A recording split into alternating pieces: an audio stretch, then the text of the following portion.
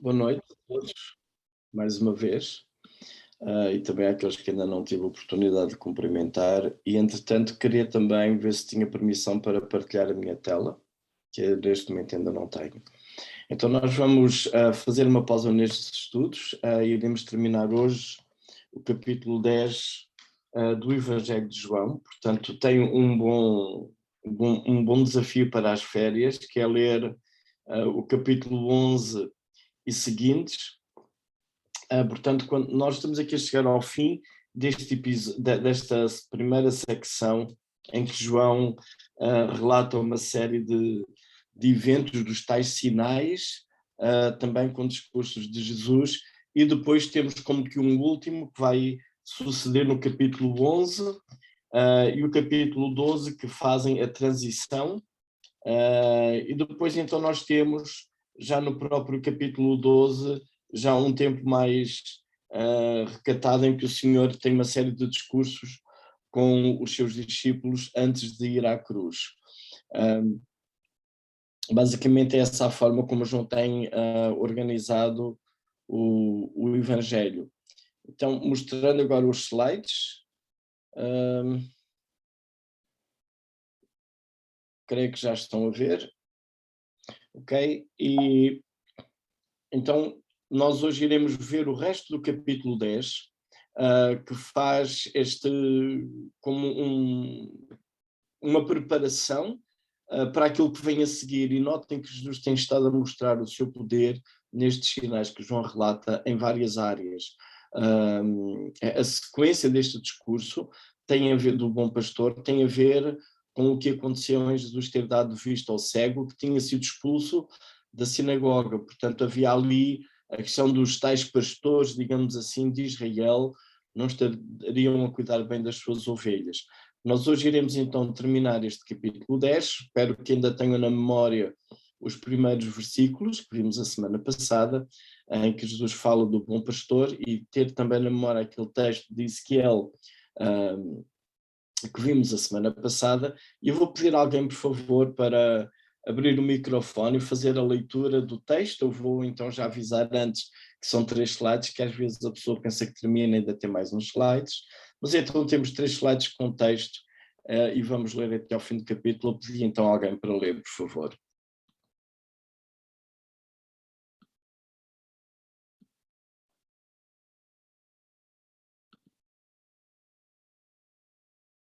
Se demorar muito tempo eu leio, talvez é o melhor. Vou ler então. Paulo, eu posso ler. Eu posso ler. Ok, ótimo, irmão. Ótimo. É para te poupares. Tá bom, obrigado. Então vale, diz assim então. No versículo 22, celebrava-se em Jerusalém a festa da dedicação, era inverno. Jesus passeava no templo, no pórtico de Salomão. Rodearam-no, pois, os judeus e o interpelaram. Até quando nos deixarás a mente em suspenso? Se tu és o Cristo, dize-o francamente. Respondeu-lhes Jesus. Já vos disse e não credes. As obras que eu faço em nome do meu Pai testificam a meu respeito. Mas vós não credes, porque não sois das minhas ovelhas. As minhas ovelhas ouvem a minha voz, eu as conheço e elas me seguem. Eu lhes dou a vida eterna, jamais perecerão, e ninguém as arrebatará da minha mão. Aquilo que o meu Pai me deu é maior do que tudo, e da mão do meu Pai ninguém pode arrebatar. Eu e o meu Pai somos um. Novamente, pegaram os judeus em pedras para lhe atirar. Disse-lhes Jesus: Tenho-vos mostrado muitas obras boas da parte do Pai, por qual delas me apedrejais? Responderam-lhe os judeus: Não é por obra boa que te apedrejamos, e sim por causa da blasfémia. Pois, sendo tu homem, te fazes Deus a ti mesmo. Replicou-lhes Jesus: Não está escrito na vossa lei, eu disse, sois deuses? Se ele que chamou Deus àqueles a quem foi dirigida a palavra de Deus e a Escritura não pode falhar, então, aquele a quem o Pai santificou e enviou ao mundo, dizeis, tu blasfemas porque declarei, sou filho de Deus? Se não faço as obras do meu Pai, não me acrediteis. Mas se faço e não me credes nas obras, para que possais saber e compreender que o Pai está em mim e eu estou no Pai. Nesse ponto, procuravam outra vez prendê-lo, mas ele se livrou das suas mãos. Novamente se retirou para além do Jordão, para o lugar onde João batizava no princípio, e ali permaneceu. Iam muitos ter com ele e diziam: realmente, João não fez nenhum sinal, porém tudo quanto disse a respeito deste era verdade, e muitos ali creram nele. Ok, obrigado pela leitura, João Paulo, e não sei se notam que nesta última parte de João continua o mesmo problema. Quem é Jesus? Obviamente nós podemos responder prontamente. No princípio era o Verbo estava com Deus, o Verbo era Deus, o Verbo fez carne e habitou entre nós, e já sabemos quem era Jesus. Mas João quer levar-nos, quer nos convidar a percorrermos todo o Evangelho, a fazermos uma análise séria daquilo que Jesus fez, daquilo que Jesus disse, para podermos realmente concluir quem é Jesus, para crermos nele e podermos ter vida eterna. Então, de certa maneira, este é um percurso que nós podemos convidar alguém a fazer, juntamente connosco, por exemplo, lendo o Evangelho de João, e ir alimentando, ajudar aquela nova fé, a fé daquela pessoa a crescer e perceber quem é Jesus, as implicações que tudo isso tem para crerem, entregarem as suas vidas a Jesus e, crendo nele, então, terem a vida eterna. E neste bloco de versículos que nós lemos, podemos pensar em 3 secções. Eu não tenho aqui a mostrar a vocês aquela estrutura que eu costumo fazer, mas basicamente nós temos 3 secções. Uma primeira secção em que Jesus afirma, em que lhe é questionado se ele é o Cristo, ou seja, se ele é o Messias, e Jesus, apesar de não dizer diretamente eu sou o Messias, mas ele afirma sim que ele é o Messias. Numa segunda secção, ele afirma que é o Filho de Deus, e depois temos então uma última como que conclusão dos últimos versículos, uma última conclusão que João nos dá, já no versículo 40, que então Jesus foi para além, para algum lugar do Jordão. Há algumas conclusões que algumas pessoas tiram e muitos creram nele. E notem que nós estamos a progredir no Evangelho, e esta ideia de que muitos creram em Jesus, ela não é nova, já foi lido noutras alturas, em especial no capítulo 2, e naquela altura João teve cuidado de dizer que muitos creram em Jesus, mas Jesus não confiava neles, porque todos conheciam muito bem, porque eram pessoas que criam por causa dos sinais. Agora aqui o que Jesus está a dar é instrução, ele está a dar ensino, ele está a dar a sua palavra. E João conclui dizendo que muitos creram nele. Não estão a crer por causa dos milagres, mas estão a crer que tudo o que João disse a respeito deste era verdade. Então, ou seja, há uma série de indicadores que estão a bater certo, e a fé de alguns começa realmente a ser genuína e ser alimentada para crer no sentido de vida eterna. A última secção eu não tenho aqui neste slide, é dos versículos 40 até ao 42. O início é extremamente importante porque ele vai nos contextualizar este discurso de Jesus e possivelmente o texto anterior também, que demos a semana passada. Se nós analisarmos este texto sem esta indicação deste versículo 22, podemos perder alguma coisa. A festa da dedicação, ela era uma festa que não está mencionada na lei, ela não surge no Antigo Testamento. Ela é mencionada nos livros apócrifos, no livro de Macabeus.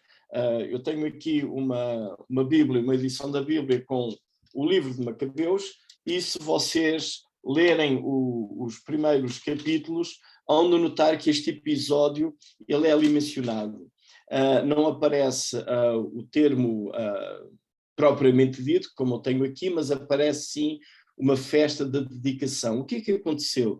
Portanto, nós no Antigo Testamento nós temos a história da nação de Israel. Portanto, depois de David, o reino é dividido, isso para abreviar, eles são levados cativos, retornam no período de Esdras e Neemias, e surge então aquele período que nós chamamos o período do Segundo Templo, em que há uma preocupação por restaurar todas as coisas de novo. Mas lendo os últimos livros dos profetas, a mensagem volta a ser a mesma, ou seja, o povo volta a afastar-se do Senhor e o sinal disso são os maus relacionamentos que vão dar origem a uma injustiça social também.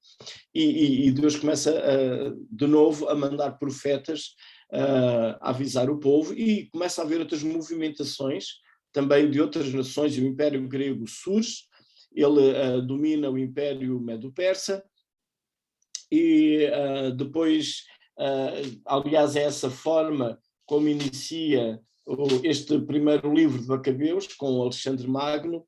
Depois da morte de Alexandre Magno, portanto, ele quase nem reina, digamos assim, ele apenas sai conquistando da Grécia, atravessa tudo aquilo que é hoje a Turquia, deixa Israel, vai ao Egito, volta a subir, anda em direção à Índia, morre por ali. Depois, então, os seus 4 generais entram ali num dilema que é um sucessor e todo aquele império é dividido pelos 4 generais. E há 2 em especial que ficam em lutas, um no Egito e outro mais ao norte, podemos dizer se calhar na zona da Síria, para facilitar. E então há avanços e recuos entre esses 2 reinos, que depois as suas tendências se tornam reinos, e esses avanços e recuos acabam por dominar, ora um, ora o outro, a nação e o povo de Israel. Conforme esses avanços e recuos, quando nós chegamos a este momento da história de Israel, o que é que acontece? Há um homem, então, que é o rei, Antíoco, e antes disso, tenho aqui um slide que fala um pouco que esta festa da dedicação, depois vou a uma parte mais da história, mas é chamada de Hanukkah, e ela então é celebrada no dia 25 de Kislev, que calha no nosso mês de dezembro, portanto o calendário judaico das festas é lunar, daí que pode às vezes calhar em janeiro ou mais no início de dezembro. Esta festa dura 8 dias e então o candelabro, ou o menorá, digamos assim, a lâmpada, o candelabro para esta festa, em vez de ter 7 braços, como estava no tabernáculo, tem 8 braços. Qual a razão? Esta festa durava 8 dias e ainda hoje é comemorada, a festa da dedicação ou das luzes, e em cada dia acende-se uma das lâmpadas, mas se olharem, em vez de 8 tem 9, porque a do meio é aquela que vai acender as outras. E porquê? Porque onde houve esta dedicação, portanto houve Antíoco começou a dominar e a oprimir o povo, proibiu realmente uma série de coisas, por exemplo, a circuncisão, a observância do sábado, não se podia usar a tora, nem ter a tora, nem ser apanhado com a tora, isso dava pena de morte, portanto os 5 livros de Moisés, e de certa maneira o Antigo Testamento. Ele entrou no templo, profanou o templo, no templo construiu um altar, uma estátua de Zeus, um deus grego, ou seja, a ideia dele era o povo ficar unificado pela religião, por uma religião grega. No altar foi sacrificado um porco e vários judeus, a comunidade judaica era obrigada a obedecer essas leis sob pena de morte. Quem fosse apanhado com filhos circuncidados seria morto, uma série de coisas assim. Alguns grupos foram resistindo, como esta família dos Macabeus. O pai chamava-se Matatias e um dos filhos, chamado Judas Macabeus, ele resistiu e conseguiu recuperar o templo e fazer purificação do templo. E nessa purificação aconteceu um problema, porque era necessário acender o candelabro para que tudo voltasse a funcionar. Eu estou a encurtar a história, depois vocês podem fazer uma pesquisa maior.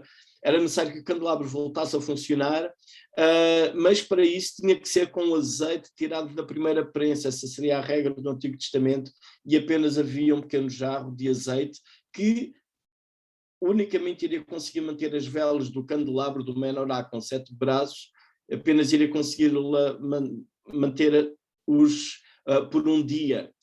Mas, então, segundo reza a história, houve um milagre, e aquele azeite, quase, digamos, em semelhança ao azeite da viúva, acabou por dar mais do que um dia, durou tempo suficiente para se conseguir azeite de primeira prensa para acender o candelabro. Daí esta festa da dedicação do templo, então durar estes 8 dias.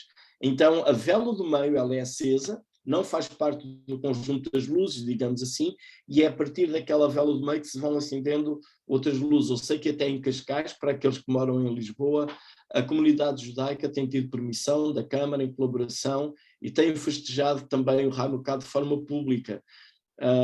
Por isso não sei como é que vai ser este ano por causa do Covid, nos outros anos talvez houve suspensão, mas nós temos o Natal dos cristãos com as luzes também, e então a comunidade judaica tem esta festa. Esta festa ela é aqui mencionada e é importante porquê? Porque traz esperanças messiânicas. Este Judas Macabeu, ele acabou por ser um libertador, e se notarmos, ao longo da história de Israel tem havido vários libertadores, podemos pensar num primeiro Moisés, que libertou o povo do Egito, temos um novo libertador e um auge a nível de monarquia, como David, ou pessoas que restauraram a nação, como Esdras, Neemias, e neste período, umas centenas de anos antes de Jesus, um número redondo seria o ano 167 antes de Cristo, o que nós temos então é este família dos Macabeus, em destaque este Judas Macabeu, que dá a ideia que iria haver uma restauração, porque durante cerca de 100 anos existe uma monarquia ali em Israel, conseguiu um pequeno período de independência. Um pequeno resumo que eu tinha aqui, então, com algumas regras que havia, mas passado este tempo tudo desapareceu, o Império Romano invade de novo, fica a reinar e a nação de Israel é de novo subjugada. Então, num contexto de festa, Hanukkah, desta festa da dedicação, surge a pergunta: tu és o Cristo? Eles já tinham ouvido de Jesus, e fica aqui esta questão incomodativa. Judas Macabeu trouxe libertação, mas Jesus não é um Judas Macabeu. A maneira de ele fazer as coisas não é o que nós temos nos últimos anos na nossa memória.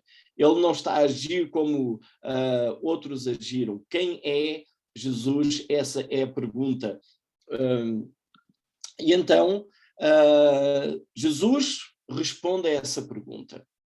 E a primeira resposta que Jesus dá no versículo 25 é: eu já o disse. Se nós lemos o Evangelho de João cuidadosamente, nunca vamos encontrar até aqui Jesus a dizer: olhem, eu sou o Cristo, eu sou o Messias. Ele faz algumas afirmações, por exemplo, no caso da mulher samaritana, ele diz: olha, é o que fala contigo, mas o contexto da mulher samaritana é bem diferente do contexto aqui.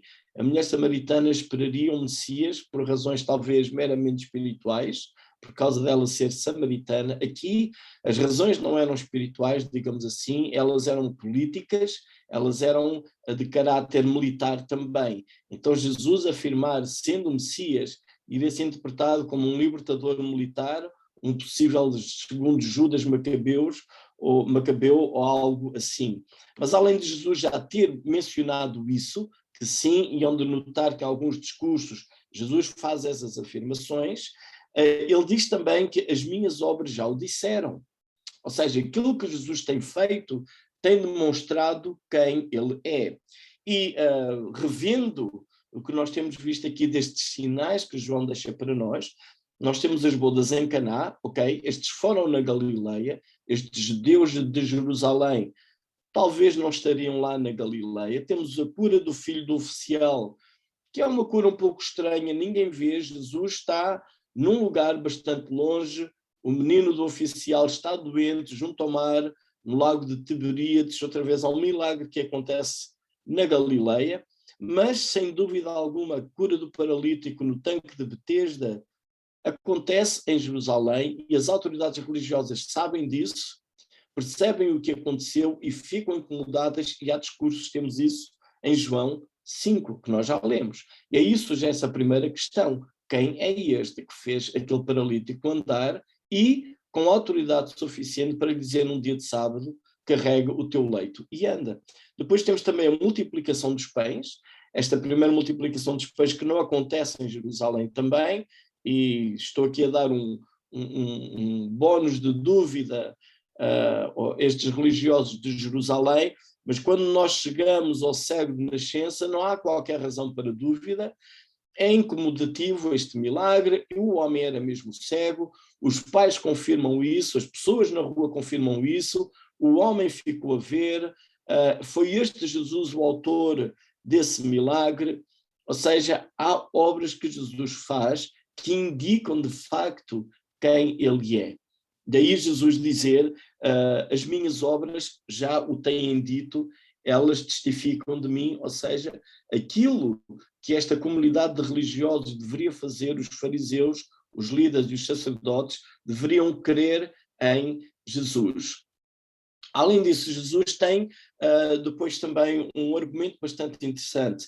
Ele fala nas suas ovelhas. As suas obras confirmam e mais. Ele diz que as minhas ovelhas ouvem a minha voz, eu as conheço e elas seguem. E é interessante aqui nós notarmos estas características que existem em contraste com estes líderes religiosos que não conhecem. Não ouvem a voz de Jesus, no sentido de compreender, eles ouvem audivelmente, em sentido mecânico, mas não ouvem a nível de compreensão, não são conhecidos, não seguem Jesus, não têm a vida eterna e, memorizando João 3,16, que eu creio que está bem memorizado, Deus amou o mundo de tal maneira que deu o seu Filho unigênito para que todo aquele que nele crê não pereça. E essa é uma das características destas ovelhas, elas não perecerão, não pereça, pelo contrário, têm a vida eterna. E mais, elas estão seguras, não podem ser arrebatadas por qualquer outro. E é interessante que neste quadro entra o homem que foi curado.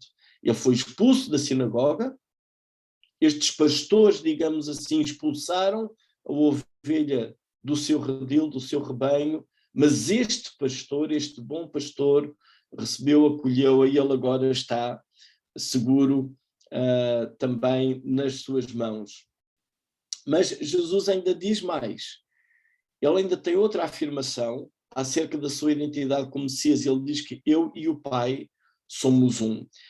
E Jesus, ao dizer esta expressão, eu e o Pai somos um, ela traz bastante incômodo. É interessante a forma como Jesus chega a essa afirmação. Num primeiro momento, no versículo 28, Jesus diz: ninguém pode arrebatar as ovelhas da minha mão. Eu vou ler o versículo, ele diz: ninguém as arrebatará da minha mão.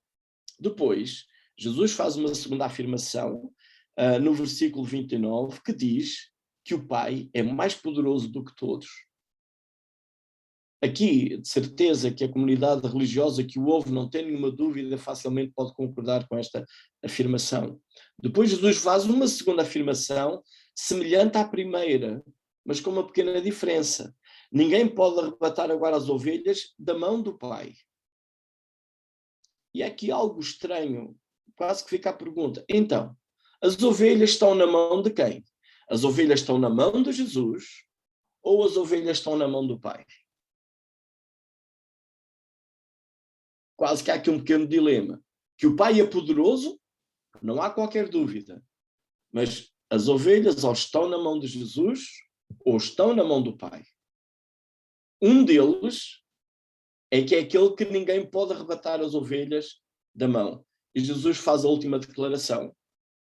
Esse problema resolve-se como? Eu e o Pai somos um. Por isso, as ovelhas que estão na mão de Jesus estão na mão do Pai. A autoridade que o Pai tem, maior do que todos, é a autoridade que Jesus tem. Porque ele e o Pai são um. Só que esta afirmação, e nós podemos até imaginar este discurso do bom pastor, às vezes com um ar romântico, muito bonito, um quadro de um pastor que cuida das suas ovelhas, mas este quadro foi muito complicado e notem que o sentimento que surge ali é raivas, ódios e vontade novamente para matar Jesus. Porquê? Porque Jesus, ao falar que ele é o bom pastor, com todas estas características, no momento desta festa de dedicação, com todo este quadro que já tinha acontecido anteriormente, ele está-se a fazer igual a Deus. E isso traz complicações a nível da liderança religiosa. A memória de Deuteronômio 6,4. Ouve Israel, o Senhor, nosso Deus, o Senhor é um. Esta era uma afirmação. E agora Jesus está a dizer que ele e o Pai são um. Para nós que estamos a ler o Evangelho, já estamos preparados, porque em João 1, o que é que nós lemos? O verbo era Deus. Mas esta comunidade que ouve Jesus a fazer esta afirmação tem dificuldade em compreender isto. Então, este Deus de Deuteronômio 6,4 tem as ovelhas na sua mão. Ninguém as pode arrebatar. E Jesus que fala com estes homens tem as suas ovelhas na sua mão. Ninguém as pode arrebatar. E ele e o Pai são um. Não são como um, são realmente um. E isso bate certo, então, com o ensino lá atrás de Deuteronômio 6,4. Agora temos que ter em mente também todo o propósito com que João escreve o Evangelho. Ou seja, ele escreve para que creamos que Jesus é o Filho de Deus e crendo nele temos vida eterna. Então a ideia de crer em Jesus não é crer que ele tem poder, por exemplo, para andar sobre as águas. A ideia-chave não é crer que Jesus tem a capacidade para que de um pão faz vários pães. Ou a chave que João quer que eu conclua não é que num momento festivo e eu não tenho vinho de boa qualidade, eu posso rapidamente fazer uma oração a Jesus e aquela garrafa ou aquela jarra que eu tenho com água na mesa rapidamente se transforma em vinho. Ou eu tenho as minhas dores no meu corpo e Jesus pode curar, ou alguém que não vê, Jesus pode restaurar a visão. Sim, todas estas coisas que Jesus fez, mas a preocupação que João tem não é eu crer em Jesus no sentido que ele pode fazer estes milagres para eu beneficiar deles. A preocupação que João tem é que estes sinais são indicadores de quem Cristo Jesus é, de que ele é o Messias, de que ele é o Filho de Deus e quais as implicações que tem nisso no sentido de eu crer para ter vida eterna. E isto leva-me a fazer aqui a minha pausa para reflexão, para nós discutirmos em grupos. Então, antes de continuar, eu vou passar ao Pedro Costa, que tem ali as perguntas. Obrigado, Paulo. Portanto, temos agora para os minigrupos 2 perguntas, elas já foram partilhadas no bate-papo. Portanto, a primeira pergunta é: qual a pertinência de Jesus ser Deus, a sua divindade? E a segunda pergunta é: como explicar isso a alguém para crer e ter vida eterna? São estas as duas perguntas para serem debatidas então nos mini-grupos. Portanto, não se esqueçam de escolher rapidamente um representante que possa, ficando com os tópicos daquilo que foi falado de uma forma resumida, para depois voltarmos todos aqui à sala principal e partilharmos um bocadinho daquilo que todos nós achamos relativamente a estas perguntas e ao estudo que está a ser dado. Portanto, vamos então fazer esta divisão de mini-grupos. Então, dava a indicação à Ruth para nos dividir.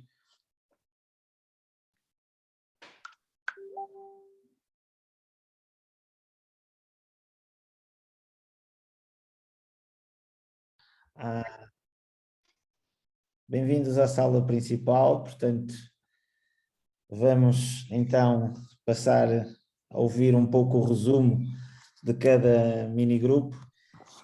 Vou começar logo eu como representante do primeiro minigrupo e relativamente então à primeira pergunta, nós vemos qual a pertinência de Jesus ser Deus, a sua divindade. Então nós falamos que era necessário a existência dessa autoridade, o facto de cumprir, dele vir cumprir o papel que os fariseus não estavam a fazê-lo, e que os fariseus necessitavam também de se humilhar.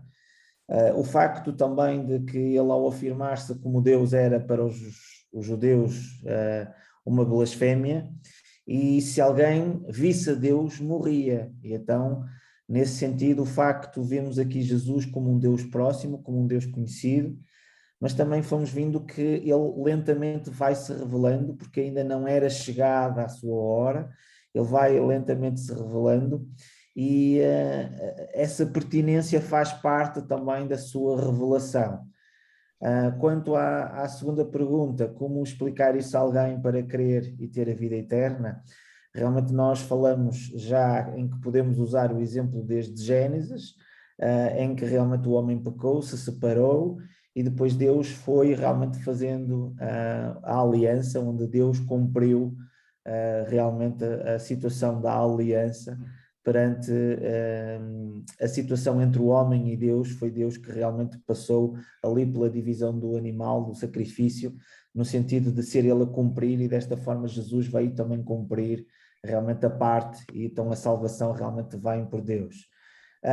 Falamos também da importância da santidade, porque enquanto vários homens e vários profetas e vários homens bíblicos realmente pecaram, erraram, mas a ele realmente não o podiam acusar. E dessa forma, a tal vivência, pela fé e pelo Espírito, é aí que realmente conseguimos tentar aqui explicar, realmente no sentido de fazer levar as pessoas a crerem em Jesus. Também demos aqui essa indicação de que para os judeus Jesus pecou blasfemando, dizendo-se que era como Deus. E então aqui dessa importância, essa pertinência realmente de Jesus ser Deus, ele manifestou todos esses sinais para provar que realmente é Deus, e realmente a maior prova foi a morte e a ressurreição como sinal derradeiro, demonstrando realmente que ele era Deus e que veio cumprir realmente a reconciliação com o homem, realmente amando-nos através do Senhor Jesus Cristo. Portanto, foi basicamente isto que nós abordamos, e então passávamos agora já de seguida para a sala número 2. Não sei quem será o representante. Sala número 2. Pode ligar o microfone. A sala número 2 era onde eu estava, Pedro. A sala número 2 é Acho que a a sala sala do número Luís 2 Alves. era. Não, a sala número 2 era onde a gente estava. Então nós não estávamos, ok. Então eu antecipei-me. Ok, vamos passar à sala 1 do José Paulo. do José Paulo eram então o nosso porta-voz ou o nosso irmão Alain Diata. Ok. Tens que acionar o micro, Alain. E chega-te ao pé do computador, está bem? Ao pé do. Que é para conseguir ouvirmos, para te ouvirmos bem. Ok. Bom, obrigado. Vou tentar. Estão a ouvir?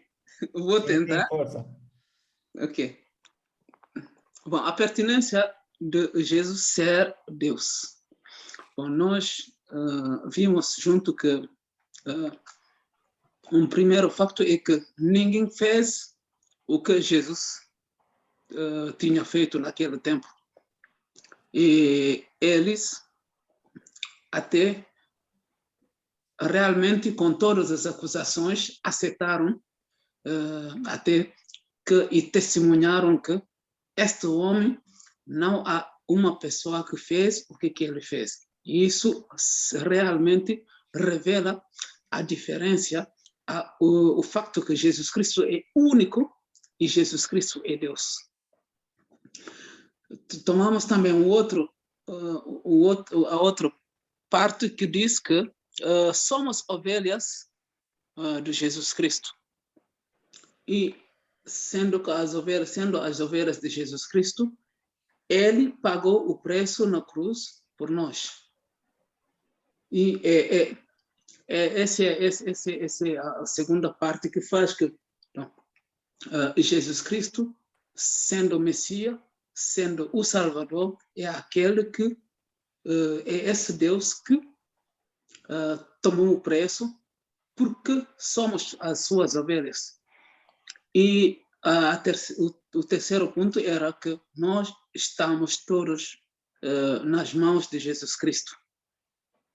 E ninguém pode nos arrebatar da mão dele e certamente do Deus Pai, que é tudo poderoso. Então é essa ligação que faz entre Jesus e o Deus Pai. Então nós passamos no segundo ponto, que como explicar isso a alguém para a quem nós estamos a evangelizar, para que ele consiga ter a salvação. O Senhor falou de um ponto muito importante que é Hebreu verso 1 a 3, e falou da glória. Bom, se vocês permitem, vou só ler um pouco, porque é a essência da nossa resposta. 1 a 3. Havendo Deus outra hora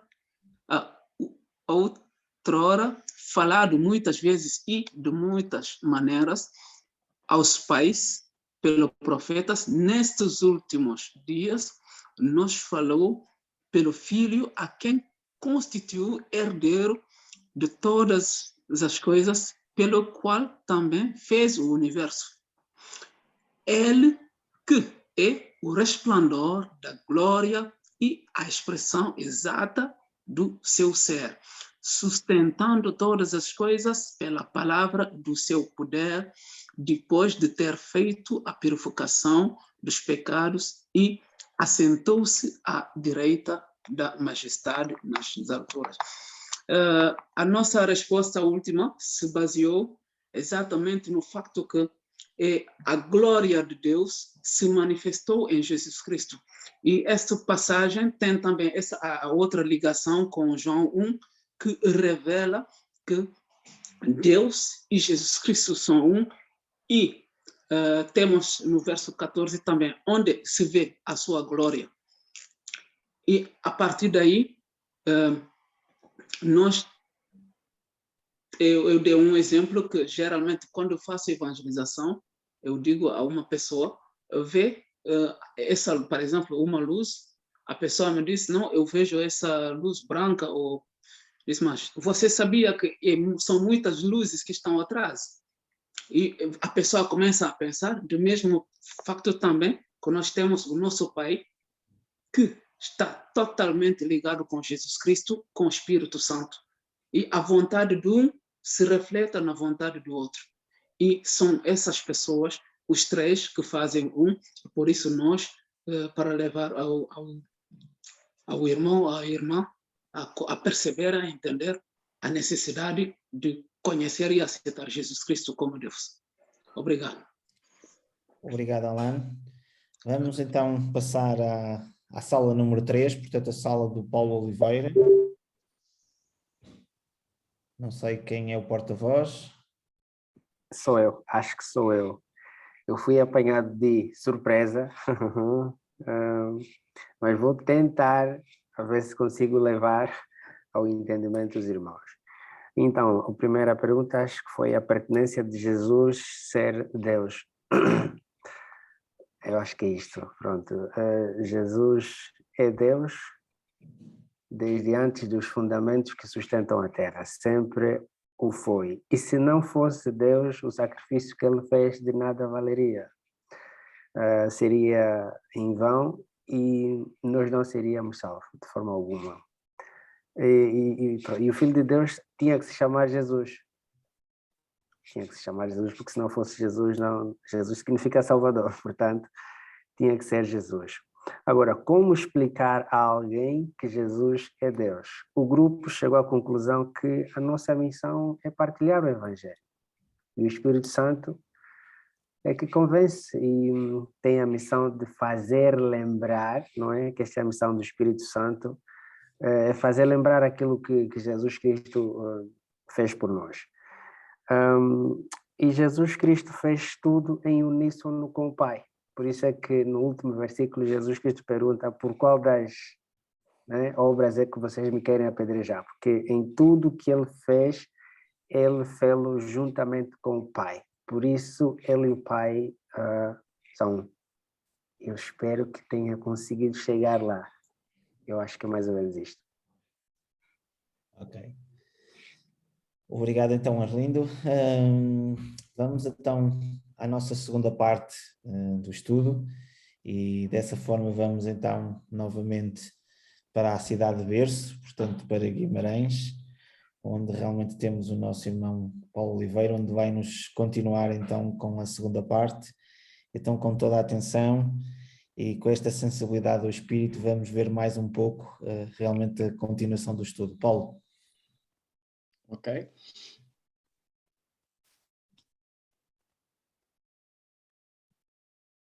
partilhar então os meus slides, que já estão aqui. Então, esta questão, e eu acho que ela é bastante pertinente, e aliás, onde notar que várias vezes neste Evangelho, ainda que de alguma forma, que se calhar não salta tanto aos olhos, mas a questão de quem é Jesus, ela surge com muita frequência. Afinal, quem é Jesus? Quem é ele? O que ele faz? É um profeta? É um homem? É um Messias? O Messias no sentido de um ser humano especial? Essa pergunta é feita, é extremamente importante para João que nós possamos perceber quem ele é. De novo, eu só queria ressaltar aqui, como João iniciou o Evangelho, falando no Verbo, afirmando que o Verbo era Deus e afirmando que esse Verbo se tornou carne e habitou entre nós. E dessa forma nós vimos a glória de Deus, aquela glória que Moisés queria ver e não viu, porque não poderia sobreviver. Então, e essa é uma das grandes preocupações que João então tem aqui no seu Evangelho, e de novo nós estamos com esta questão, e agora aqui temos duas conclusões. De facto, Jesus afirma ser ele o Messias, e então nós temos também na segunda parte que ele é também o Filho de Deus.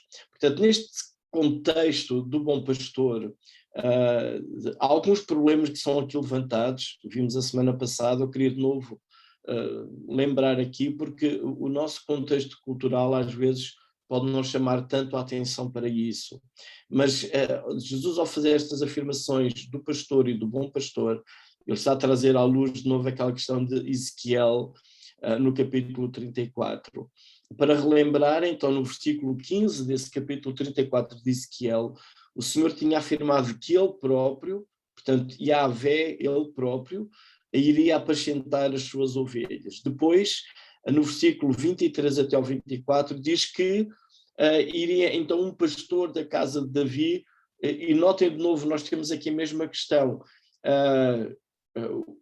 Deus está a dizer que ele vai fazer uma coisa, e logo a seguir no mesmo texto diz que vai haver um pastor da casa de Davi que vai fazer aquilo que é Deus que vai fazer.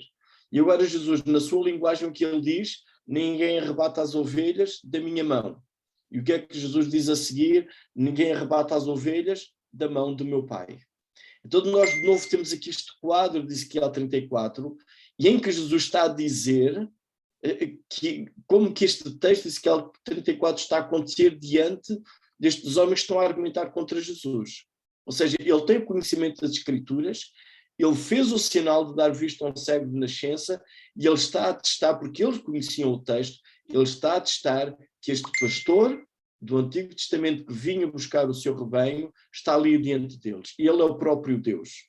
Ele é o próprio Deus que criou o universo, e ele é o próprio pastor da casa de Davi, o verdadeiro rei, digamos assim, deste Israel, salvo por Deus. E notem que a dimensão aqui está-se a alargar, deixa de ser um Israel étnico e passa a ser um Israel de todas as nações, no sentido de povo de Deus, como o Senhor prometeu a Abraão, em ti serão benditas todas as famílias da terra. É o próprio Deus que vem em busca do seu povo, do homem que ele criou alienado do pecado, para trazer a salvação. E Jesus, ao fazer estas declarações, causa de tal maneira perturbação naqueles que o ouvem, porque não querem, é difícil para eles acreditar que o ser humano, deixa-me usar esta linguagem, que o ser humano que está ali diante deles é o Deus que criou todas as coisas. Eles não conseguem entender isso.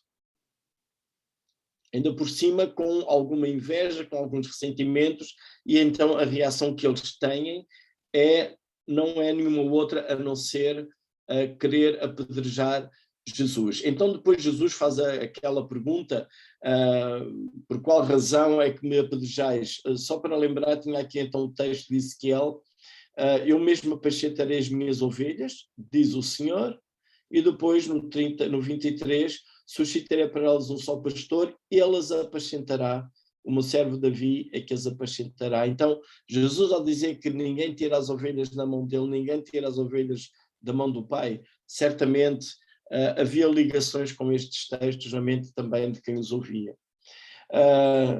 não é por causa dos milagres, dos sinais, que eles procuravam matá-lo, mas notem, eles perceberam o que Jesus queria dizer.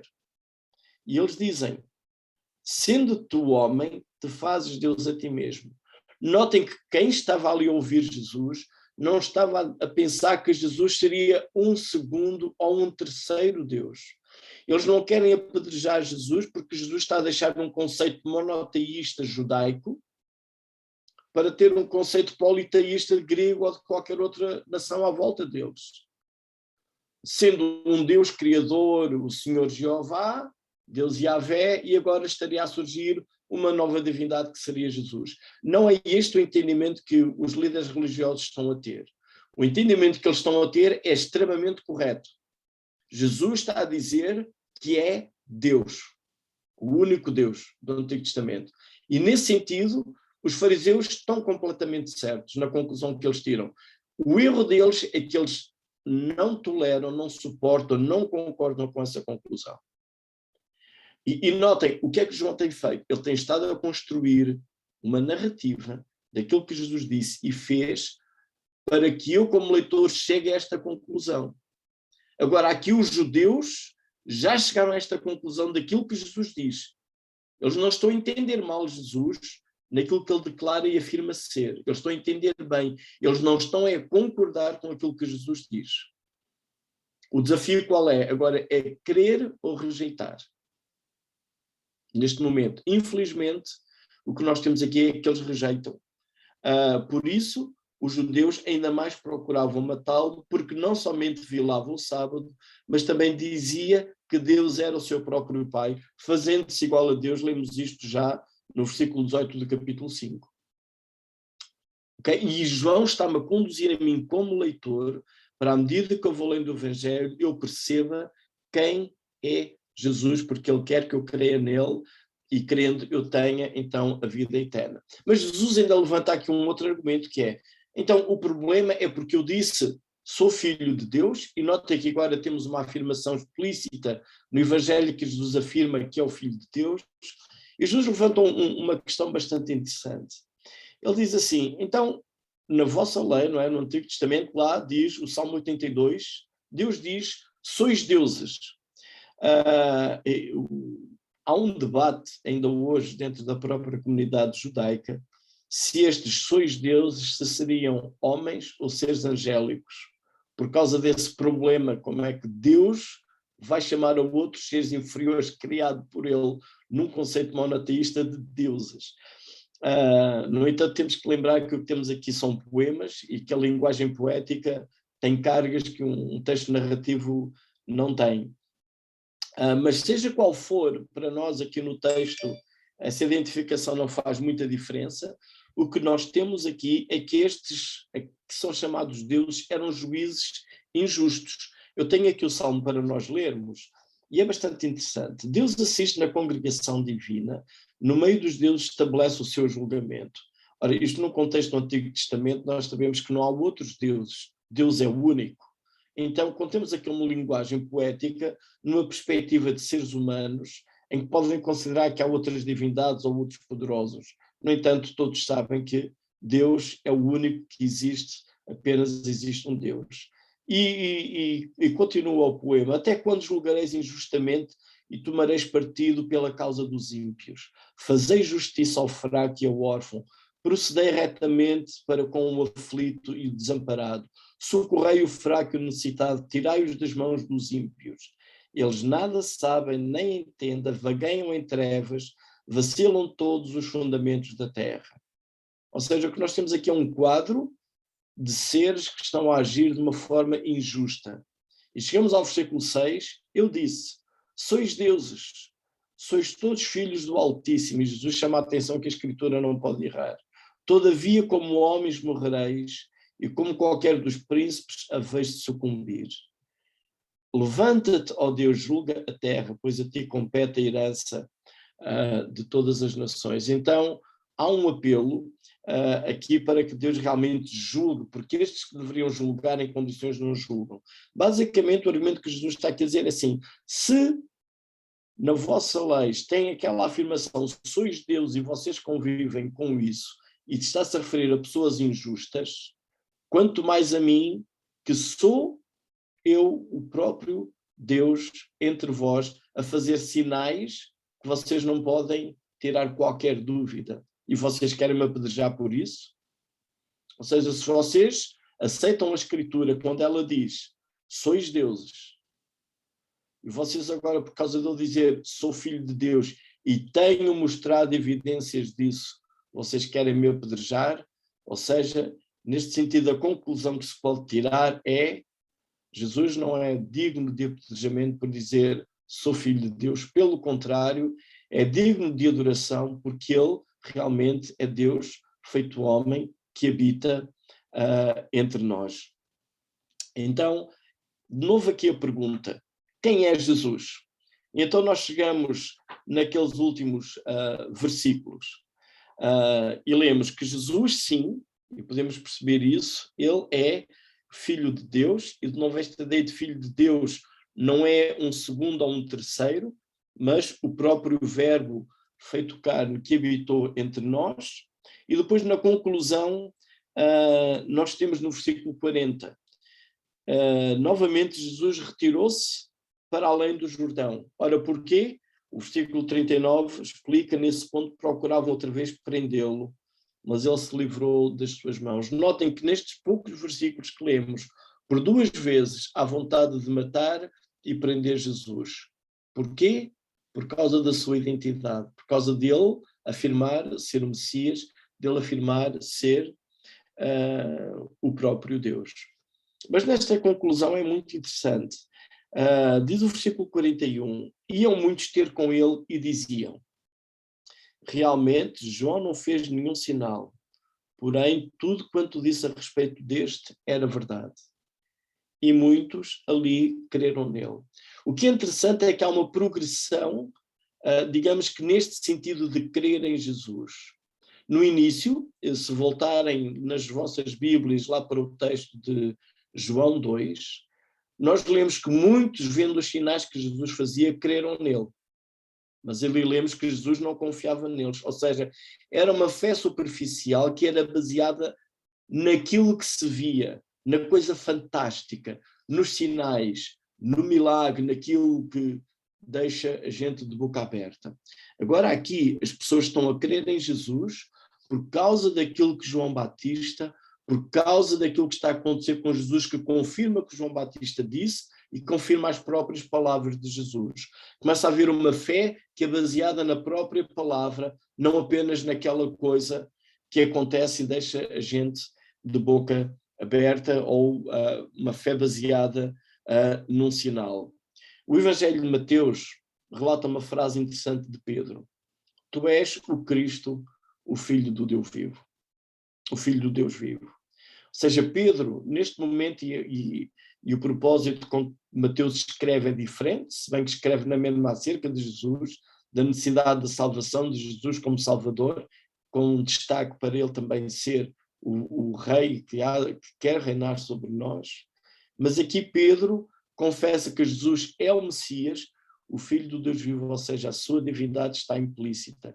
Este texto de João que lemos hoje aborda estas duas características. Jesus, sim, é o Messias, e Jesus também é o Filho de Deus, sendo aí a sua divindade. Se nós olharmos mais à frente, iremos olhar. Há umas palavras muito semelhantes, mas que não vêm da boca de um homem, mas da boca de uma mulher. Eu creio que todos nós estamos muito familiarizados com aquela frase de Pedro, tu és o Cristo, o Filho de Deus vivo. É Pedro que diz. Mas notem que o Evangelho de João, quem dá esta informação, tu és o Cristo, o Filho de Deus, é uma mulher chamada Marta. A frase é a mesma, mas eu não sei porque é que nós memorizamos mais Pedro dizer essa verdade do que Marta. E eu fico preocupado se a memória fica mais com Pedro porque ele é o homem e menos com Marta porque ela é mulher. Mas o destaque destes textos não é o género da pessoa que faz a afirmação, mas quem é aquele de quem a afirmação se faz. Tu és o Cristo, o Filho de Deus vive, e tanto uma afirmação como outra de Pedro ou de Marta, não é apenas uma conclusão que eles tiraram, como os fariseus tiraram, que Jesus estava a dizer que era Deus, mas a conclusão de eles porem nele fé para o perdão dos seus pecados, para a vida eterna. E esta é a mensagem do Evangelho.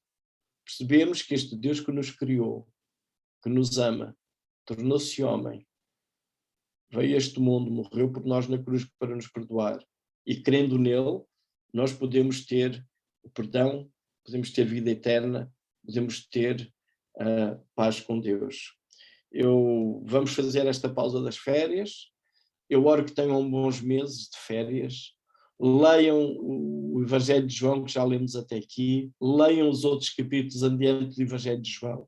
A ressurreição de Lázaro. Aliás, morte e ressurreição de Lázaro. E os outros capítulos em que Jesus tem conversas com os discípulos. Não esqueçam de, à medida que vão lendo, manterem em mente os primeiros 18 versículos do Evangelho de João. Vejam estes destaques de vida, fé, luz, ressurreição, todos estes temas que são anunciados no prólogo e são desenvolvidos ao longo do Evangelho, e talvez proponham a alguém ler o Evangelho de João com vocês, nesse sentido de lhe dar a conhecer também que Jesus é o Cristo, o Filho de Deus vivo, e crendo tenham a vida eterna. Obrigado, Paulo. Não sei se eventualmente tenho aqui só 2 afirmações, não sei se justifica algum comentário teu, não sei se, portanto, o primeiro, isto é feito por um Galaxy, não sei quem é que está aqui por detrás, mas diz, é a cruz e não uma cara simpática que nos levam a crer na salvação. Jesus dizer aos homens que é Deus não leva a lado nenhum, o homem só entendeu que Jesus é Senhor / Salvador quando olha para a cruz e vê o túmulo vazio.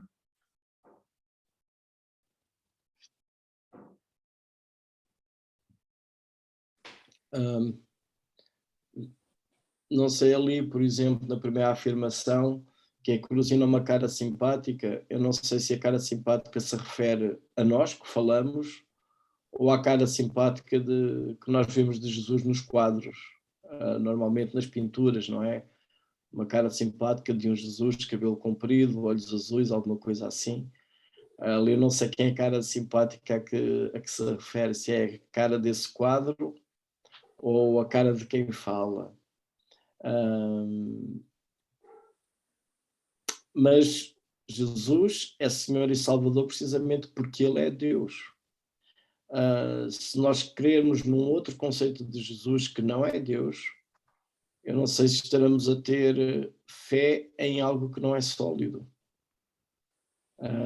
Porque a verdade do Evangelho não é que um ser humano morreu e ressuscitou, apenas. É que Deus se tornou homem, habitou entre nós, como diz João, vimos a glória, cheio de graça e verdade. Morreu e ressuscitou, e está vivo. E intercede por nós, sendo Ele o próprio Deus. O nosso pecado não é apenas contra seres humanos. O nosso pecado é diretamente contra Deus. E é significativo que não vem um terceiro salvar-nos, mas é o próprio Deus que vem e nos salva. E isso é significativo também. Já tenho ali o esclarecimento que é a representação que fazem de Jesus. Pronto, esses são quadros inspirados na Idade Média. Também eu notar que nesses quadros aparece muita gente vestida que não tem nada as roupas da época dos dias de Jesus. Então, se nós formos aos presépios de hoje, até no Natal, tem até carro de bombeiros e coisas assim, que seguramente também não havia nos dias de Jesus. Então, é bom que o conhecimento que nós temos da Bíblia vem da Bíblia e não vem daquilo que nós vemos ou ouvimos por algum lugar. Mas mesmo assim, a ideia de anunciar o Evangelho relacionando Jesus como sendo o próprio Deus faz uma diferença do que se eu apenas disser que Ele é Senhor e Salvador. Porque, por vezes, essa ideia do Senhor e Salvador ela pode ser mal entendida, e eu receio que muitas vezes como que se cria quase uma ideia de um outro ser que veio para morrer em nosso lugar e nos salvar. E certamente conhecemos ideias de um anjo, um arcanjo Miguel, um outro ser qualquer, criado por Deus, que veio a este mundo. E aquilo que João narra não é um ser criado por Deus, no princípio era o Verbo. Aquilo que João está a falar de Jesus não é um ser que teve um começo, é alguém que sempre existiu, no princípio estava lá. Tudo foi feito por ele, não é coisa criada, é o Criador, é aquele que me criou a mim, é aquele que criou cada um de nós, é aquele que criou a pessoa a quem eu quero falar do Evangelho. E é precisamente esse Deus, esse Verbo que se fez carne, habitou entre nós, sim, e ele é Senhor e Salvador. Mas sendo Senhor e Salvador não é um anjo, não é um Deus menor, ou um outro ser qualquer especial, é este Deus Todo-Poderoso que neste quadro de João vem cuidar das suas ovelhas, que eu creio que sou eu e vocês, se Cristo habita em nós. Ok, obrigado, Paulo.